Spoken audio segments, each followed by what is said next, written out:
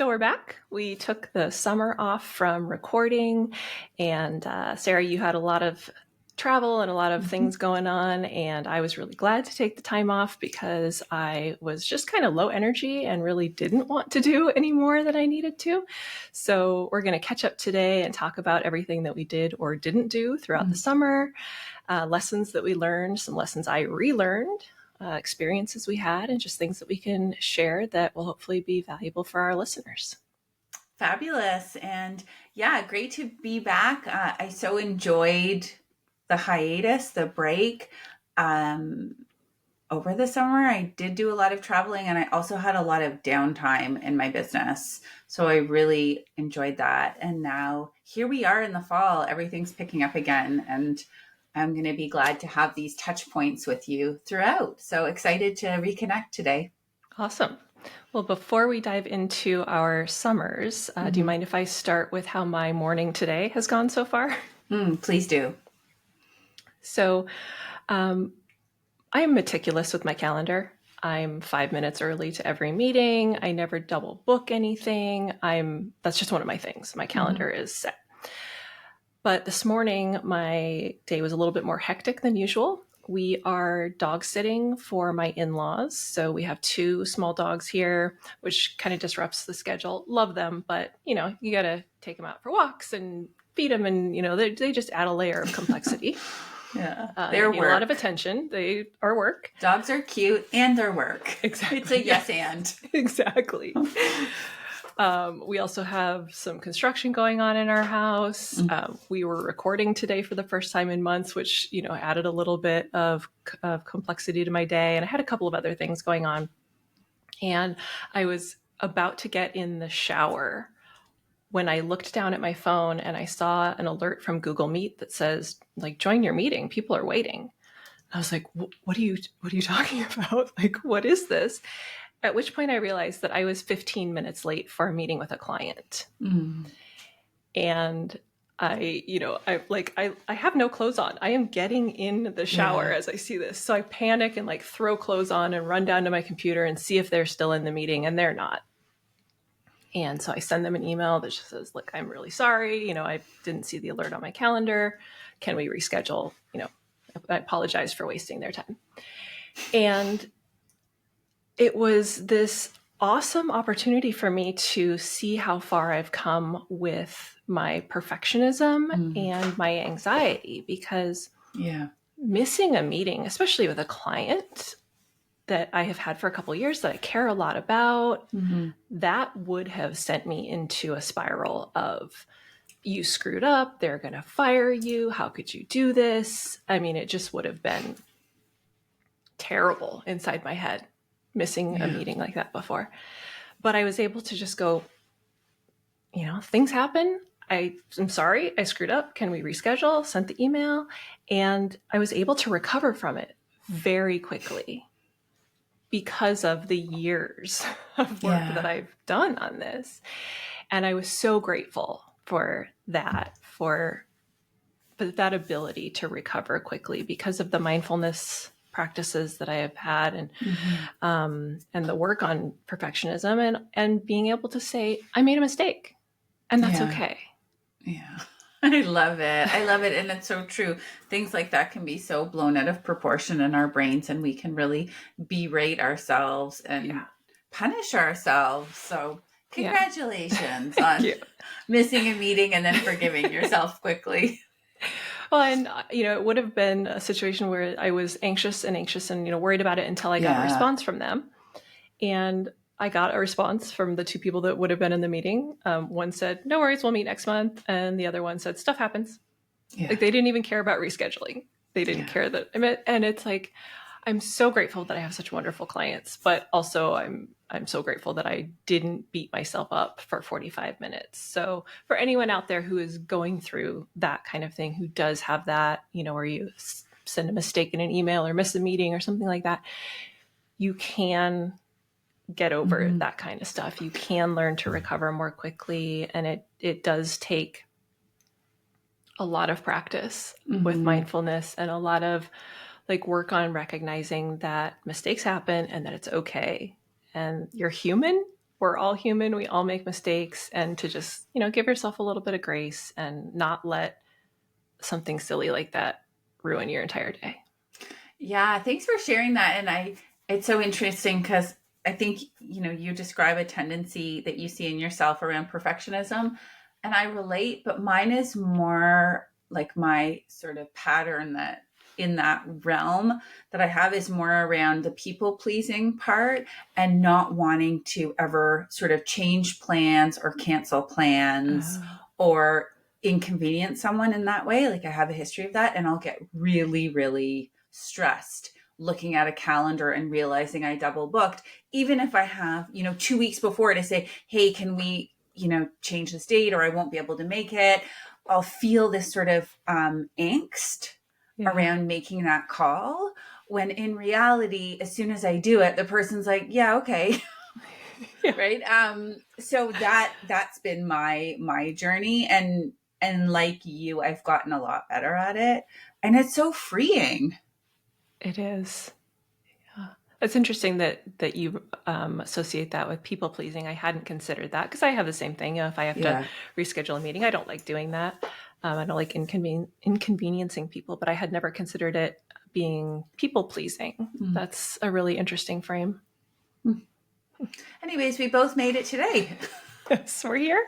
We're here. Low stress. Low stress. Great. Yeah. All right. So what do you want to start with from your summer? Ooh, well, you mentioned the travel piece. Yeah. So, yeah, I guess we have a lot to catch up on. I've taken 3 trips since we last met, and they were all delightful and nourishing. 2 of the trips were with my family, and then one was for my own development with a group of sort of friends / colleagues. So we took 2 trips in the summer. One was to Europe, and the second was driving out east on a road trip to go see my dad, who lives on the east coast of Canada. And they were both fabulous, really great. And in terms of something that I did differently for these trips, a couple of things, but a key thing is I did all of my work before I left. And so I wasn't stretched. I didn't feel like I had one foot in work and responsibilities and one foot with my family. I thought we worked so hard to make these trips happen, to organize them, plan them, pay for them. It's a huge thing to do, and I'm going to enjoy them and be fully present.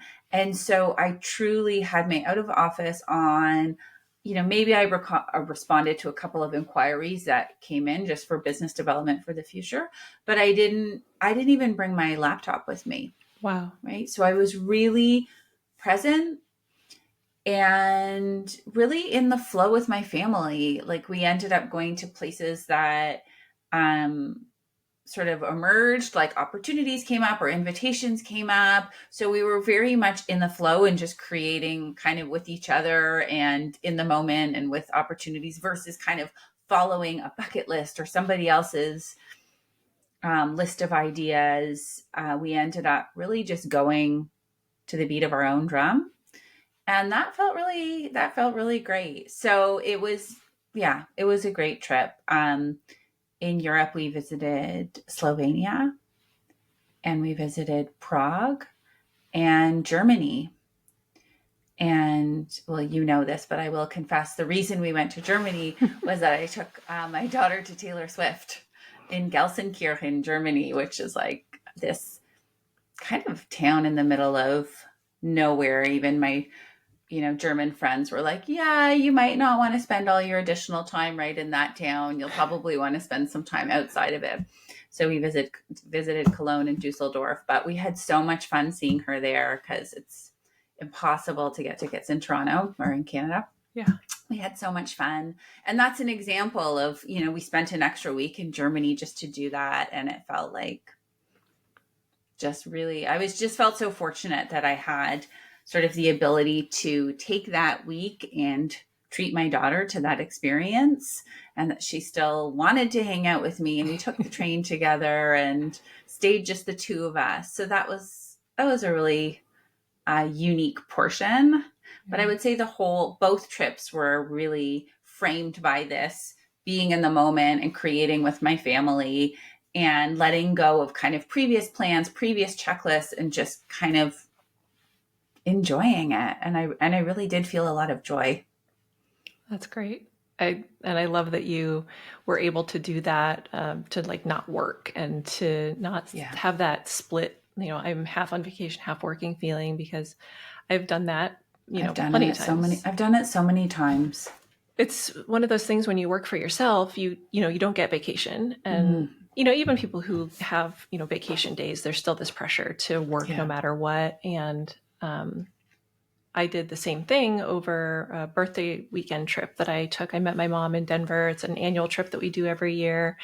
And I didn't take my laptop. I was traveling I think I traveled on Saturday and back on Tuesday. So there was like 2 work days in there where normally I would have been at least, checking in regularly, or at least had a lot of anxiety about what I wasn't doing and what I might be missing. And I didn't. I left my laptop at home. I did check email, maybe once a day on my phone, but I just did as much as I could before I left and cleared my schedule and was able to just enjoy it. And like you said, be present and not have that anxiety. Yeah. And that's very new for you too. Huge. Yeah. Very new. I have this, I can still feel the anxiety of a trip that we took one year to Chicago for CK's birthday. I was so anxious. It was like at the height of my email anxiety, and I it was December, so it's the crazy time of year for e-commerce and marketing. And so I felt like I couldn't take this time off, and I was anxious the entire trip because it's like either I was working and then worried about like ignoring CK and not doing what we were supposed to be doing on the trip, or when we were out, then it was like, what am I missing at work? And it was just this horrible feeling the entire time. And I never wanted to do that again. And I'm happy to say that this trip was successful and I was able to do it. And it's not just a switch that you flip and all of a sudden you can, obviously, and it's not just a mindset piece too. I mean, we need to mention that part of it is practical. Sometimes you can't, take that vacation, or you can't take the time off, right? Or you have, certain deliverables. So there is that piece, and that, I'd love to talk about this later, but around the cycles and the business, the seasons for me as a business owner, what I realized is my summer is really low key. I have very, very little work. I taught 2 classes at the university, but that was once per week, a couple of one-on-one clients.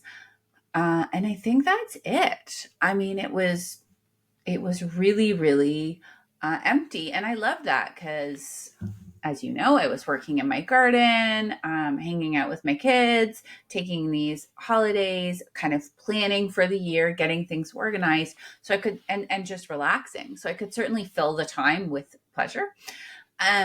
Now that we are in October, my calendar is really, really full.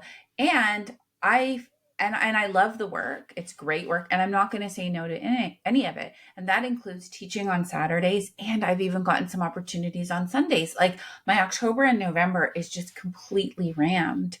And I think it wouldn't be a sustainable schedule long term, but I am viewing it now. I'm taking like a bigger picture view of this is what my year looks like. Like now that I've been, 4 or 5 years really into my business, I can see what the seasons are like. And so I can make sense of this busy time and appreciate it and build in structures to enjoy it, knowing that, okay, I will have this winter break, a spring break, but then a really, really nice downtime in the summer. So I've been thinking about that a lot, the cycles. Yeah, well, let's talk about that some more, because it was something that I was also thinking about as we went through the summer.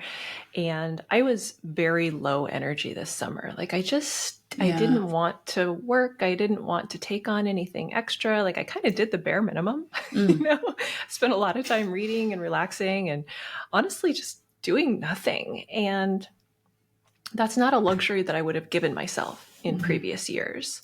I would have felt like I still had to sit at my computer and find things to do. Like I wouldn't have given myself the freedom to go and sit on the couch and read a book. And I started thinking about how, there are like seasons to your business and to your energy level and to everything.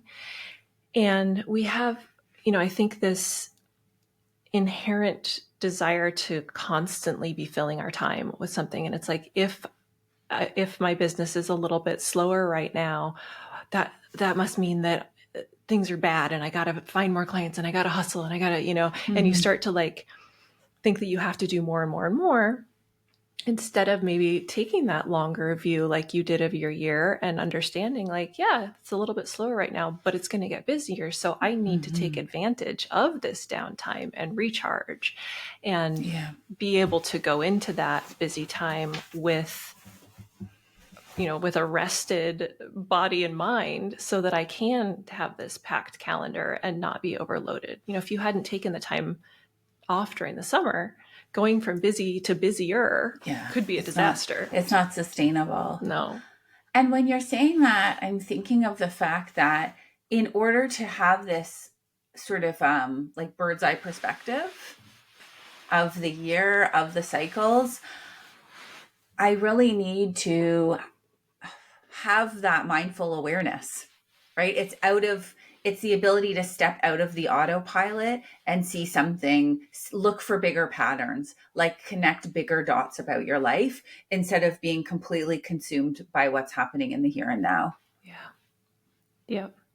And understanding that everything changes, because I think that we do get into this idea, or I do, it's like what's happening now is what's going to happen forever. Yeah. Like, I'm never going to get busy again, or, I'm never going to have another client come in, or, whatever that is. And for me to be able to take that bird's eye view, I realized that in previous years, because I would continue to push even through the summer when it's slower and I would stress myself out, by the time I got to my birthday in September, I was exhausted and I didn't want to celebrate. Friends would ask to go out to dinner and I'd be like, ugh, and I hated that time of year because people wanted to see me. I was exhausted and I didn't want to do anything. And this year, because I was, I took that time off during the summer and I was really chilled. By the time my birthday started to come around, I was reaching out to people and I was like, hey, do you want to get together? Flipping the switch. Very much. Very much. And I wasn't exhausted and I wasn't like wanting to hibernate for the fall, which I usually do. So, and it's not that I missed anything in the summer, that I didn't do anything that I should have. I just went with the flow of what was happening at that point and allowed myself to have that downtime and to not panic about, is my energy level ever going to return to normal? Am I ever going to feel like I normally do? Yeah. Cool. So what's the lesson in here? The lesson for me was, there was a few, like one, that it's okay to take time off and to relax, that what's happening now is not what's going to happen forever. Things change, that you need to know what your year looks like and what your energy levels look like and if you're a business owner, what that looks like, or even if you're an employee, what the flow looks like at your job. And to be able to have that, like you said, mindfulness, to just step back and say, is this the time of the year when I can take my foot off the gas? And if it is, can I give myself that freedom? I love it. I love the idea of thinking about planning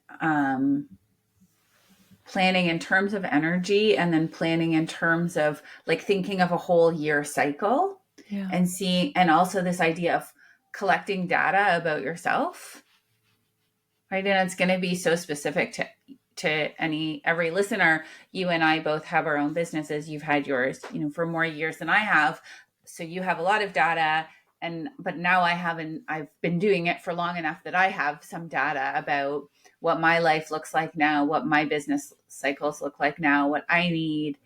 And and then using that to come up with like a loose framework around how you want to use your energy at different parts of the year. Yeah. It's good. One of the things that I did learn and that was helpful for me during that period as well, kind of shifting gears a little bit, I felt like, like I said, I just didn't want to do much. If I were to describe it to someone, it would almost sound like depression, but it wasn't. I was perfectly happy. It was just that I didn't have the drive that I normally have. Like if I thought about a side project or something like that, I was like, nope, I don't even want to think about working on that. Like I just didn't want to do anything. And I learned that creatine, the supplement that you hear about bodybuilders taking it for muscle growth, it's actually has a lot of benefits for brain health and for just thought as I'm saying, it has a lot of benefits for brain health, and I literally can't get words out.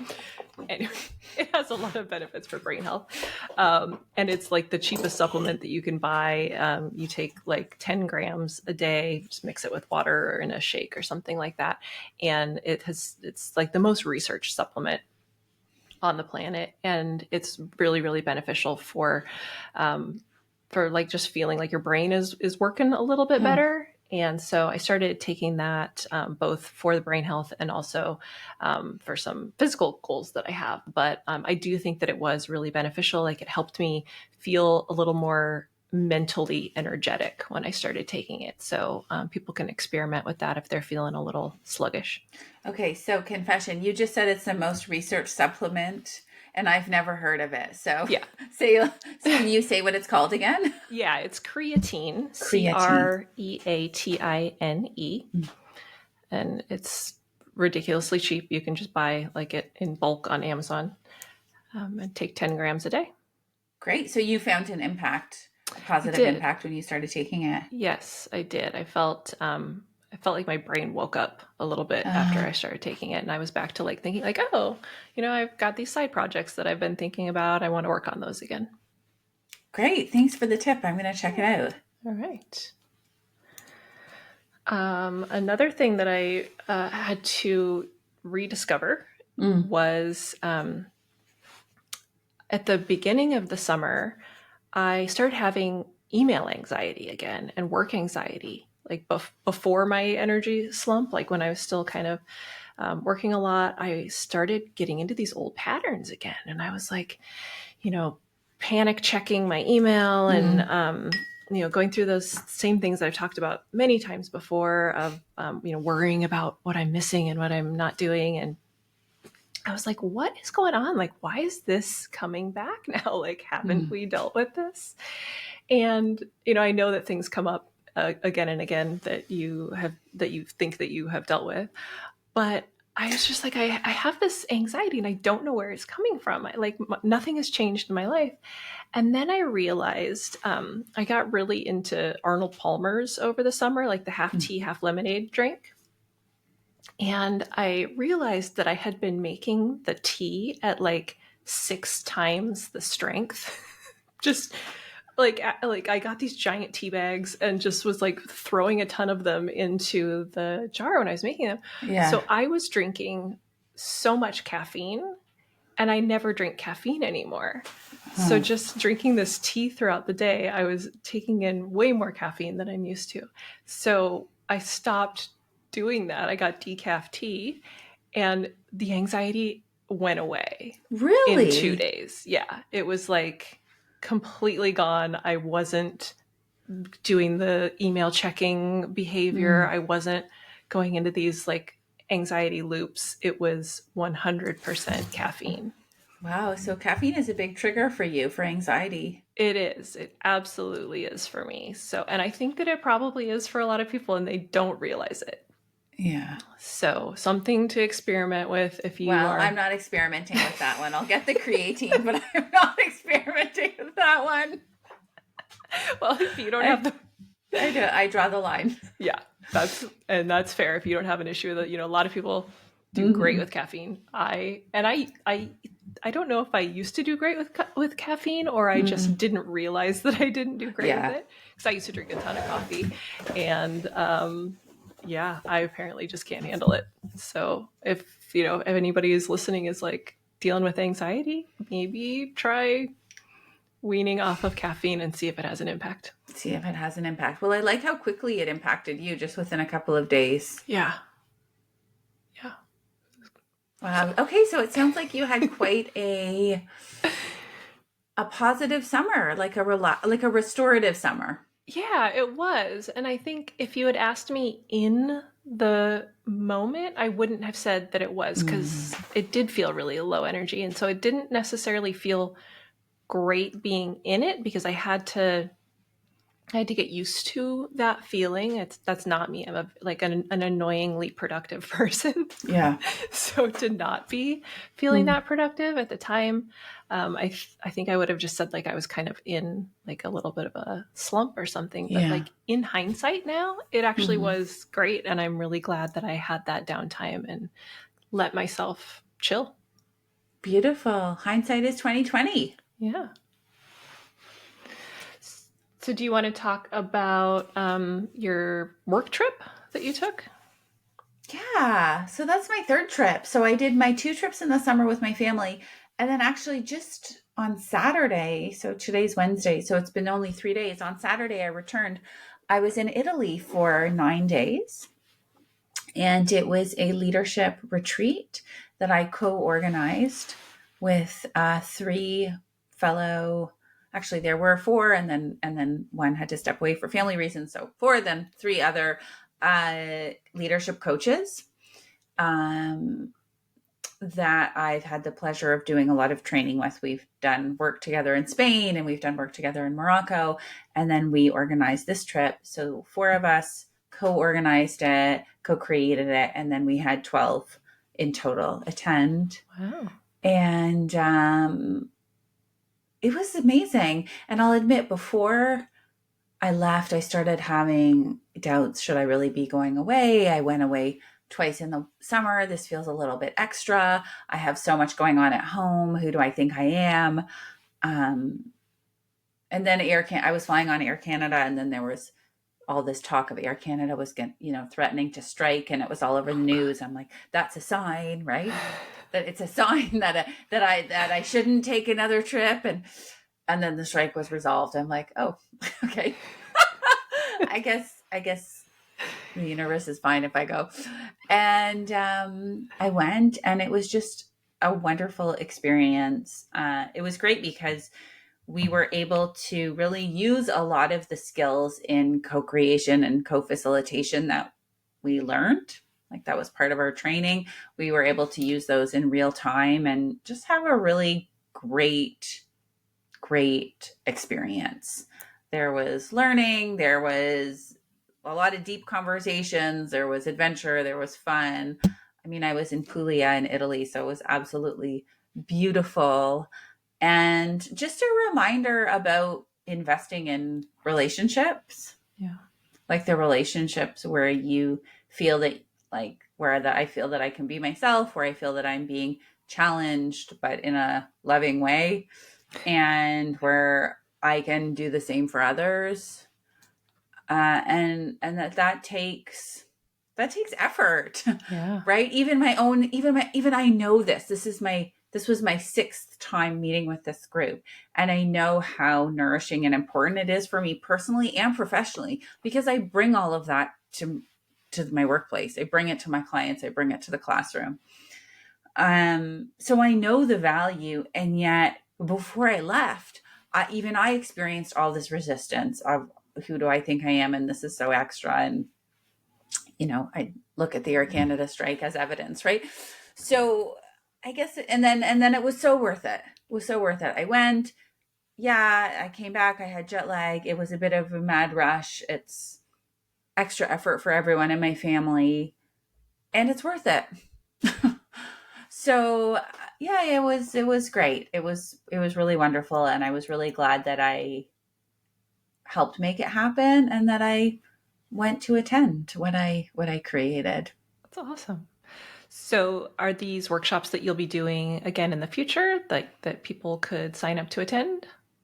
Not yet. Right now it's our group. So Okay. we've, sort of discussed different ideas, but for now these are our retreats. Got it. Though I will say I do love the idea of organizing retreats because I love workshops. I love gathering people, and I love traveling. So, anyone listening who's organizing an amazing retreat, let me know. Awesome. Okay. Very cool. Yeah. So, do we want to talk about things that we said we were going to try and work on when we recorded last or earlier this year and give some updates on those? Yeah. Yeah. You start. Tell me what you said you were going to work on and what you've been working on. Okay, so we touched on my email anxiety. When we started the notes for this episode, I was still in that, and so I was like, I need to work on this again, Mm-hmm. and um, I think I dealt with that with the caffeine. But one of the other things that I said that I was working on was being better in conversation, like if I'm talking, asking the other person more questions and inviting them to participate, because I realized that in my family, when we have a conversation, like everyone just talks. Like Mm-hmm. you don't have to ask someone for their opinion. We give it.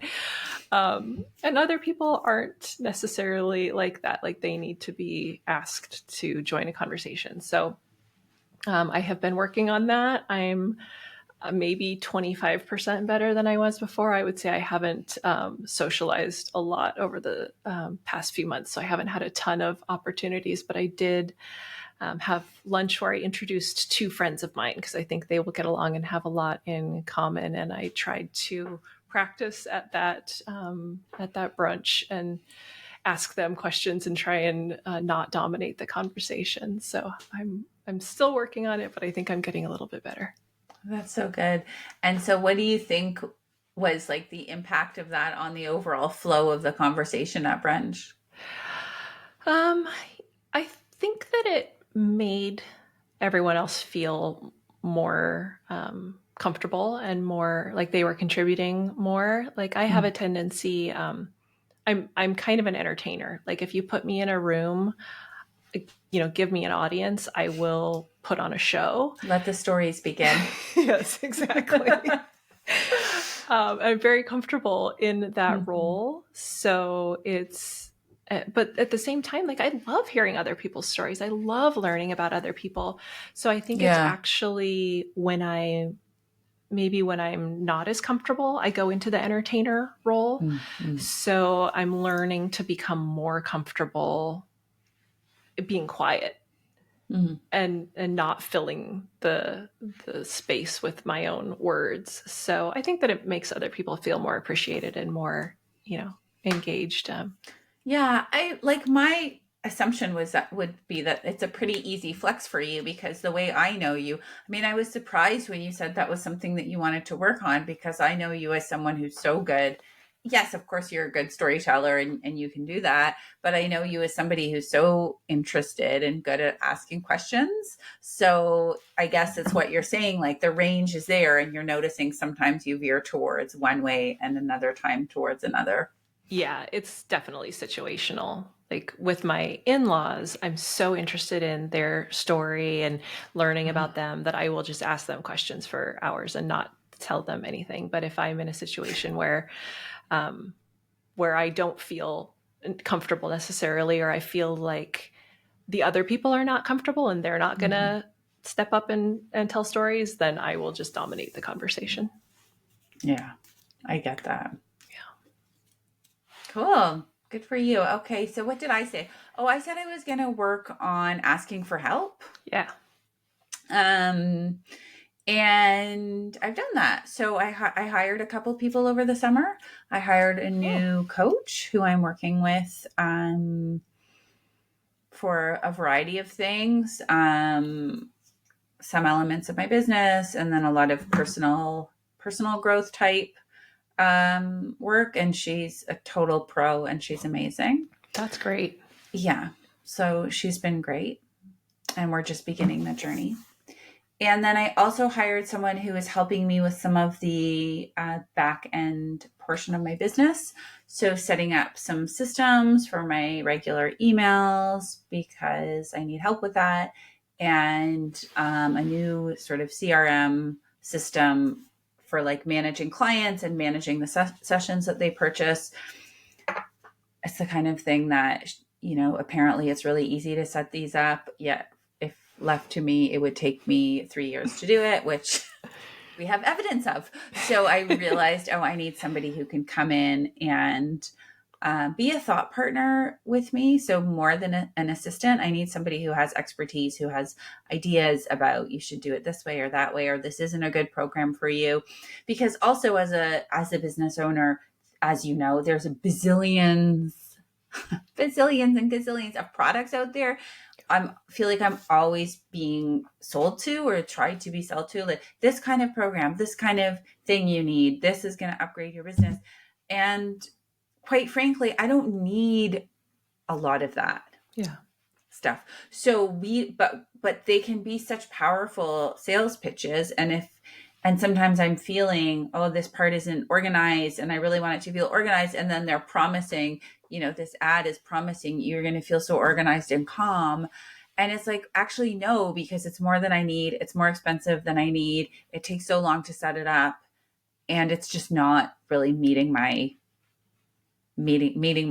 personal requirements for my business. So I needed somebody who could help me wade through all of that and come up with the simplest ways to run my business. So she's really helped with that. And we're still setting a few things up, but being able to outsource that thinking and the decision, not outsource the decision making, but outsource the first step of the decision making. So someone can come back and be like, okay, here are 2 great options for you. And here's why, was precisely what I needed. And the thing with all of those tools, they tell you this is going to solve all your problems, but at the end of the day, like you still have to do it, right? Yeah. You still have to put the plan in process. You still have to do whatever needs to be done in the tool. And so being able to know yourself and know where your strengths are totally, and where your time should be, and then to find someone who will work the tool is so valuable. Yeah. And I think that's so important what you're saying about know yourself, because one thing about myself is I don't enjoy learning a new tool. Yeah. I really don't. I feel resistance. It makes me feel like, go on YouTube and look up how to use this feature. I feel angry. Like I feel like I'm wasting my life when I have to learn how to use technology, which isn't a great quality because sometimes these tools can be advantageous and I don't want to not know how to do things, right? Yeah. But when it's like these little finicky things, it's going to take me 2 hours to learn how to change one feature. Yeah. It's just. And it could be something where you spend all this time learning how to use it and it ends up not being the solution to your problem. And then you really did waste all that time. Exactly. Yeah. So we're still putting these into place, but maybe once it's all organized, we can do a session on like what we can talk about, like the various tools that we each use and why. Yeah, that would be great. Do you have any tips for hiring people like that? Because that's something I've always struggled with. I've never been able to have an assistant or, anyone, because I'm not good at delegating. I'm not good at managing, but I also think that trying to hire someone is the hardest thing in the world. Like trying to find someone with the skill set that you want, that you're going to get along with. And then, do you have any tips for how you found good people? Yeah. I'm certainly not a pro at hiring, but I have learned the hard way when I've wasted resources hiring the wrong people. Yeah. Right. So I would say number one is trust. So getting like solid referrals from other people, more than one person, but people that you trust that this individual can actually get the work done, and that they have integrity and they're a trustworthy person. So that's the first, is like referrals. And then secondly, you brought this up and I think it's so important. It's to know yourself. and know specifically what you need. And I'll give you an example of that. In the past, I've hired assistants, and they've come to me and said, okay, well, what do you need me to do? Which is completely fair. That is what they should be doing. And I realized, oh, I don't know. I kind of know, but I also want you to help me figure out what this plan can look like. Right? Yeah. I want more of a co-creative kind of a relationship, because it's like this is just me and my business. I'm solo, and I've managed to figure a lot of things out. But I realize when I'm bringing somebody on, I want them to be able to meet me with their expertise, challenge some of my ideas, make some offers, and then we come up with a plan, and then, they can go and execute on their behalf. But that's me. Other people might have a really clear idea. They're super, already organized, and they know what it is. And in that case, great. Then you can have somebody who you're, delegating specific tasks to. So that's kind of knowing yourself. So the first is getting referrals from people you trust. The second is knowing yourself and what works for you. And then I would say the third is being very crystal clear about what your business actually needs. And marketing, all the marketing out there, no disrespect, will tell you that you need everything. Yeah. But you need to know what you actually need and what you don't need. So finally, I feel that I'm at a place in my business that I was able to identify 3 specific gaps in my business, and this person could help me fill it. And I don't have other things that I need done. Like, it's just not necessary. But these were 3 specific things, and that came with time. So those would be my 3 tips. What do you think? What would you add or change? I think those are great tips. Like I said, I have not had a good track record with trying to hire people, so I don't think that I have anything to add, but that was really helpful. I think the clarity of knowing what you need and being able to communicate that while also saying, like, here are the areas where I need your help, but I also need you to come to me with ideas. I think that's really a big tip, because a lot of people I think I would feel like I have to tell you everything that you need to do. And, like, if I'm hiring you, I have to be the boss. Yeah. Instead of allowing it to be collaborative. Because that's where the true benefit is. Yeah. To benefit from other people's ideas. Yeah. And that's really what I'm interested in. If I'm working with someone, I want us to share ideas, because there's just so much more richness in that versus me, thinking I know the best way that everything should be done. Sure. If you knew the best way, then you could just do it yourself. Exactly. Yeah. So that's been good, asking for help. And one of the big takeaways from my initial leadership training that I took was around the importance of asking for help, and the fact that so many leaders and successful professionals and adults really struggle with asking for help. Yeah. Yeah. So I think there's a lot of depth to the topic, to being real with yourself about what's not working. And it can feel vulnerable to say, like, oh, I don't know how to do this, or I need help, with my bookkeeping. That's another thing. Actually, that's on the list. But whatever the areas are, we've all got areas, right? So to be honest about those, and to then seek out the best help possible that fills your specific needs. And you're not no human is an island. We all need help. Yeah. Yeah, we did an entire episode on why asking for help is so hard. And I feel like we could do another deep dive on like practically asking for help and what that looks like. Yeah, exactly. So here I am still, like you're saying, like, we keep needing to learn the same lessons over and over again. I'm like, it's good to ask for help, but it's hard. It can be hard and tricky, but it's worth it. Yeah. Well, that transitions to the next thing on our list, which was thinking about things in different timelines. So, asking for help is something that you have known that you needed to do for a while. And, it's a lesson that you've learned again and again. And that's just kind of something that happens, is that we have to learn these lessons over and over again. And we also can't rush things. Like, change. This is a lesson that I learned over and over again. The older I get, change happens when it's meant to happen. Like, you know, you can set goals and you can want to change things, and that's great. You should want to, you know, improve things that you feel are holding you back. But at the same time, I kind of have had this feeling that you can try and force something to happen, and it doesn't happen until it's the right time for it to happen. And then it feels easier Okay. when it's the right time. Does that make Okay. sense? It does. Do you have an example specifically?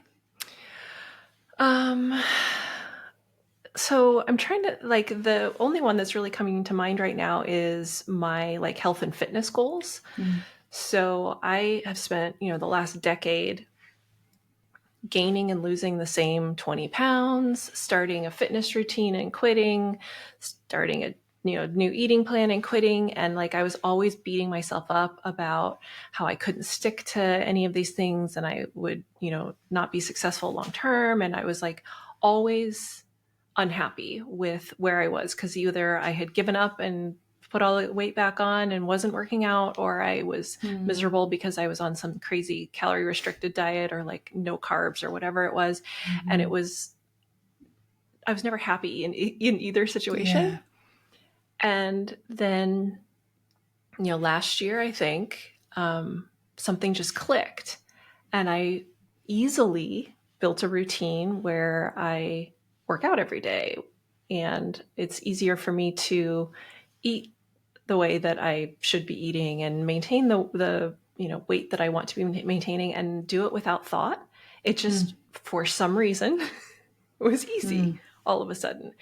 And I'm going to try and think of more examples, but I feel like that has happened to me many times, where it's like I try and force something and it just never happens. And then all of a sudden it does for some reason or another. Like the time just is right and it works. But do you think in this case it also has to do with the fact that you've tried so many ways before?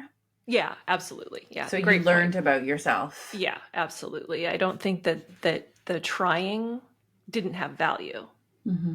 I think that the stress that I put myself through, and the you know, the mental anguish of beating myself up because I wasn't doing it was the thing that should have changed, not the trying.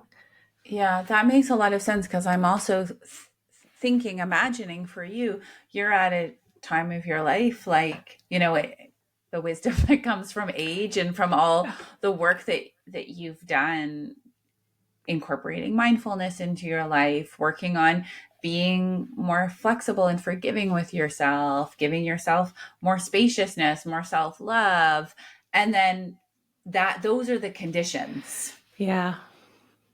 Right. And then in those conditions, now you're treating your body lovingly and it feels maybe easier and better. And then you happen to be getting the results that make you feel good. Yeah, you're right. Yay, 40s. I know. Yep. I gotta grab this paper here. One of the other things along that same vein of like that things, you know, thinking about things on a different time scale, that they either happen faster or much slower than you think that they will. I was going through a closet and cleaning it out, and I found a notebook with notes from a class that I took in, it must have been 2021, because it was when we were living in an Airbnb before we bought our house during the pandemic. And in the course, we were supposed to write down like our goals, like our big goals, not like short-term things, but like things that we really, really wanted to achieve. And the goals that I wrote down were to become more self-motivated, to get better at not being good at things and to release perfectionism, to learn to collaborate with others, to learn how to record and produce great video content, to be consistent, to accept feedback without feeling defensive. And those are things that I probably haven't looked at these goals since I wrote them down in that course. Like I took the course and then was like, okay, magic's going to happen now, right? And I came across this notebook and looked at these goals, and Mm. I've hit most of them, or, Mm. have made significant progress in achieving them. And that they were something that I wrote down 4 years ago. Beautiful. But everything that I've done over the last 4 years has built up to this point where I can look back at those and go, oh, I did that. Like, if I had been, I think, overly focused on them and like trying to say, like, at 6 months, have I done this? Like, I think it would have been less of a Yeah. Collaborate with one person within the next 6 months. yes. That kind of thing. Right. But they all took time and, years. And it took us a while to get this show going and to get our flow and figure out how this all happens. And so I think that, like, my takeaway for this was that things take time, and it's really only hindsight that lets you look back and go, oh my gosh, look at all of the things that I have done and the progress that I've made and the mental shifts that I've had. And yeah, there's still things that I can work on, but oh my God, like, over the last 4 years, I have done almost everything on the list that I said that I wanted to do. And that's only because of time and consistency. Mm-hmm. Yeah, it is very much playing the long game as well. Yeah. I love it. Well, celebrating you and everything you've achieved in 4 years for yourself. Yep. So when I put this on the list, I talked about how everything takes longer than you think that it's going to. And you came back and said longer and shorter. Yeah, I yes anded you. Yeah. Because I think sometimes, actually, I was marveling about this with my kid, related to something with my kid recently, about how much we can change in a year. So, you mentioned these 4 years, and I think, yeah, sometimes that's true. Sometimes things take us a decade or longer, right? Lifelong, especially like evolving as a person and stuff. But also, I think sometimes meaningful change can happen quickly, right? So thinking about my kid, he is in baseball, and his first year, he just discovered baseball and absolutely fell in love with it. Just fell in love with it. And when you first start playing, you have no skill.